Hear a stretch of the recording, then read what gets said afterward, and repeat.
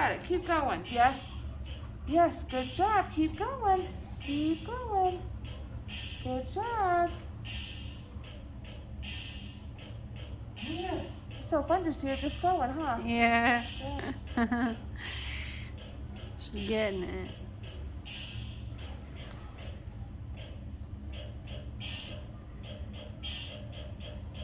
Good job, Carolyn.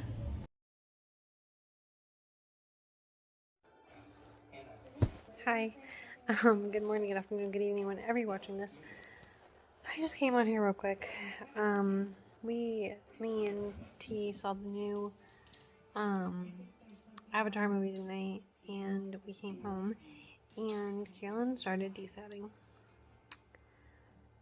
Like, her oxygen is supposed to be, I know I've told you guys this before, but her oxygen is supposed to be at like anywhere between 96 to 100 is where we like it to be.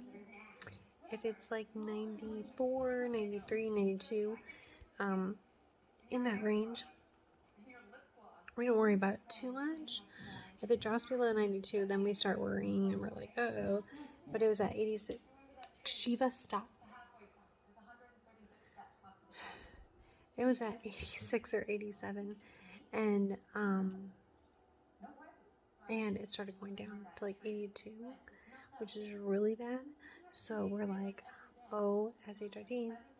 So we grabbed the oxygen, put it on, and then the oxygen was like beep beep, and it was like service, like it needed service or whatever. And I was like, what the heck?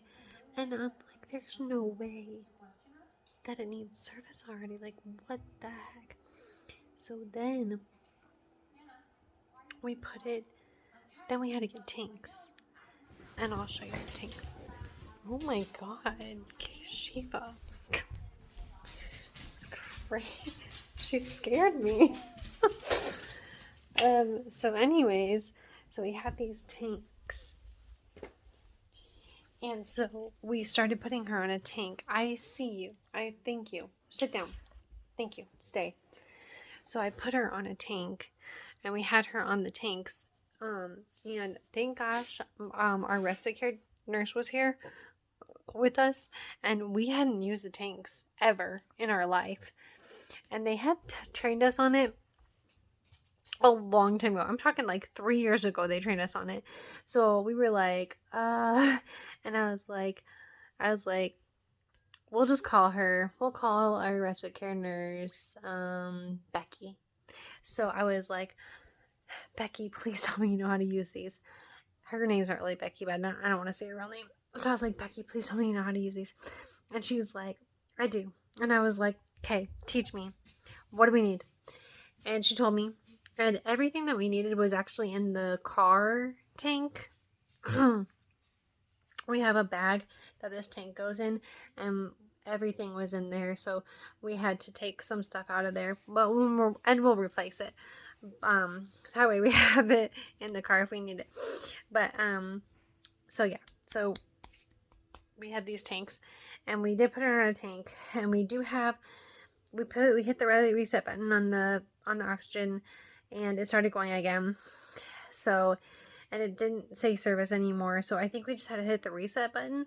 But if we do, we have 3 tanks like this that are by her bed, and if we need to put the tanks on her, we will. I am not going to sleep very good tonight, I already know, and I have to cut 2 little boys' hairs tomorrow, so that's going to suck. But I have 2 clients that are coming over tomorrow, and they both are little boys, so, and I have to cut their hair, so that's going to suck, but that's good. Anyways, so I'm trying to not talk fast so it's not a very long video, but anyways, so that's what happened tonight. But she's on oxygen right now, and she's at 94. I am gonna stay. I usually go upstairs with T, and I usually just sit in his office and watch something. But I'm gonna stay down here tonight, and I'm probably gonna go to sleep before him because I have to get up in the morning with Carolyn, and I have to get her stuff done, and I have to be up when my clients come.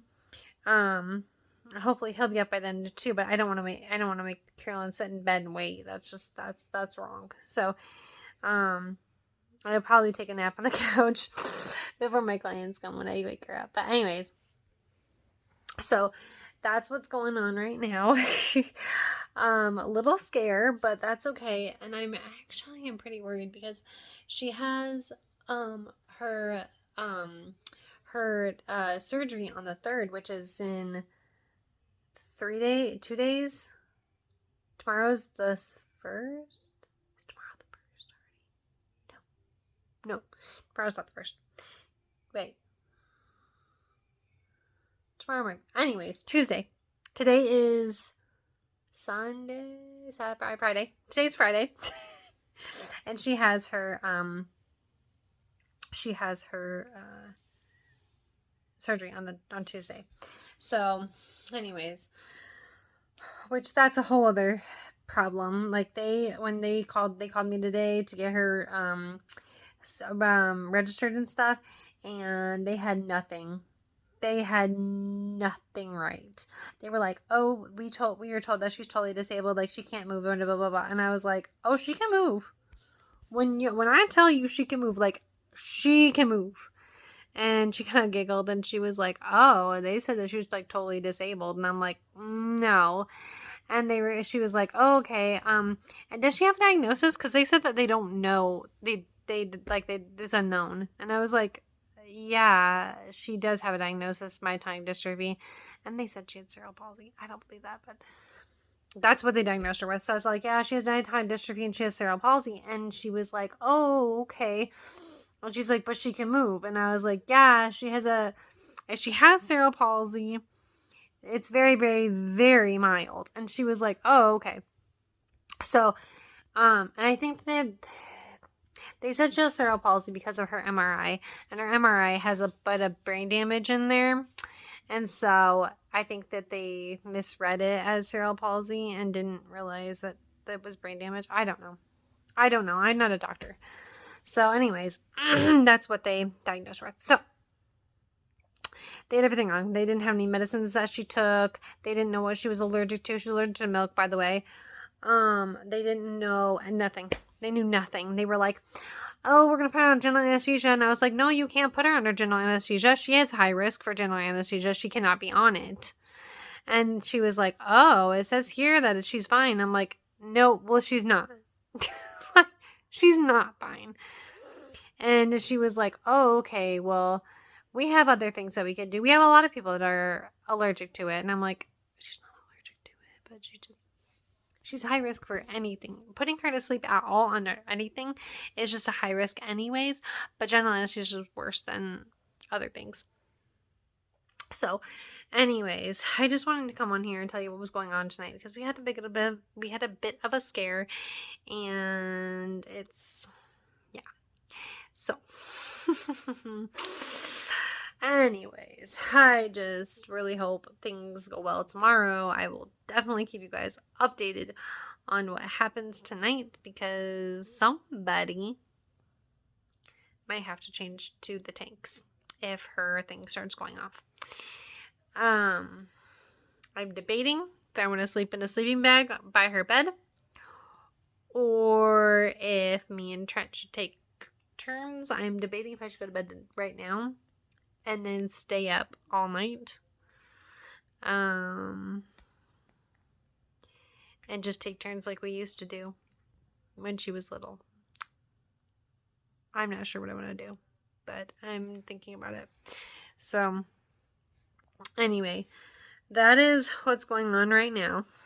I will definitely keep you guys updated. It does kind of scare me because, when something goes wrong with a child that is special needs, things can go down real quick, and we don't have an emergency room that's that close to us that deals with children very well. Anyways, they don't have any pediatric anything. They don't have pediatric stuff. The closest pediatric place we have that's an ER is 20 minutes away. The one that we have that's right by us, that's 8 minutes away. It's mainly for adults, not for children. So I don't know, but a lot of things have been happening with Carolyn today. Like she was happy as a camper when today, and then later today she started having constipation really bad and it wasn't coming out. Like I was watching it and it just sucked right back in. Like, it was bad. And she was having constipation, so we gave her Senna, we gave her a suppository. She finally pooped while we were at the movies. I got a text from our respite care nurse saying, "Success! She did it!" I was like, "Yay!" So she got all that out, but I think she might have been in such distress that maybe she's desatting because she had a rough time. She had to push, and it's just tiring. So, I mean, I know. I've been through it. It was hard watching her because when she was trying to push that thing out, she was crying and screaming, and I've had those days. I've been on my mom's couch when I had lived with my mom. I was on my mom's couch screaming my lungs out, and if you're my family, you know. I mean, my Aunt Coco, she knows. Like, she's been on the phone with my mom while I was on the couch screaming my lungs out because I was in so much pain. And Mom, if you're watching this, you know. You've held my hand. You've helped me. So, if you're my family, you know what's going on. So, yeah, it sucks. But we're getting through it. I will keep you updated for tomorrow. I won't make this video a little bit longer because I don't want to. All right. Well, I thank you guys for watching. If you're new, my name is Martinella. My daughter's name is Carolyn. This is our myotonia dystrophy journey. I do put a lot of things on here, and I'm very sporadic with my videos. So click that notification bell so you get notified for all the new videos I post. If you're not new, you know what to do. Give this video a thumbs up, like us, and we'll talk to you guys later. Thanks. Bye.